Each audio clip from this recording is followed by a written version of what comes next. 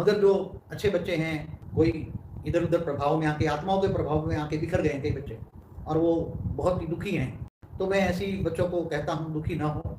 मैं ऐसे सभी बच्चों को कहता हूँ, मैं सभी बच्चों को माफ़ करता हूँ, और सभी ऐसे बच्चे एकलव्य बनकर, अब अंतिम समय है, अंत का भी अंत समय चल रहा है।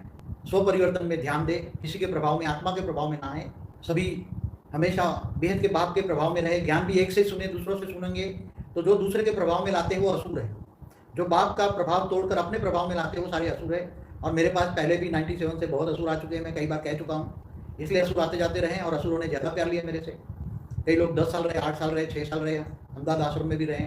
तो कहना चाहता हूँ कि यहाँ तो देवता भी आते हैं, असुर भी आते हैं, बेहद की भी आत्मा आती है। मेरे पास तो वेराइटी आती है, अनेक धर्म मठ पर संप्रदाय की आत्मा आती है।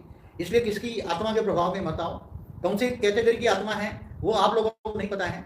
आप केवल एक बाप से सुनो। एक बाप अहमदाबाद है, सर्व सेंटर का बीज रूप से कनेक्शन, अर्थात योग, बार बार कह रहा हूँ। इसलिए मैं सबको माफ़ करता हूँ, अंतिम बार भी माफ़ करता हूँ। आगे बढ़ो और अपना स्व परिवर्तन में ध्यान दो, क्योंकि समय बहुत नज़दीक है।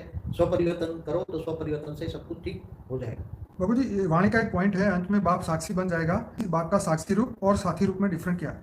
देखो, बाप अभी तुम्हारा साथी है। बाप को तुम साथी बना दोगे तो तुम्हें हर वक्त में बचाएगा।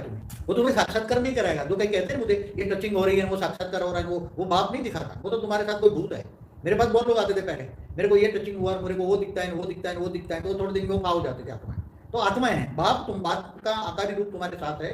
वो तुम्हारे साथ रहता है, हर वक्त साथ रहता है, और तुम्हारी नेगेटिव आत्माओं से बचाता है। नेगेटिव आत्माओं का प्रभाव नहीं आने देता, और तुम्हारे विक्रम विनाश करने में सहयोग देता है।